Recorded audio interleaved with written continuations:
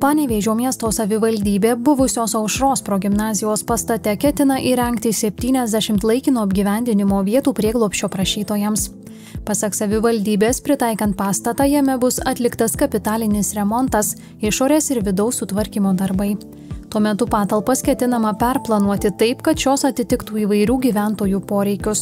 Kiekviename būste bus įrengta atskira virtuvė, higienos patalpos, būstai bus apstatyti būtiniausiais baldais ir aprūpinti reikalingą įrangą. Šiuo metu jau pasirašyta projektavimo ir projekto vykdymo priežiūros paslaugų sutartis, pagal kurią pradėti dalies pastato projektavimo darbai.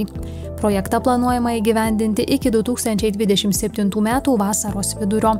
Bendra projekto vertė siekia daugiau kaip 1 449 000 eurų.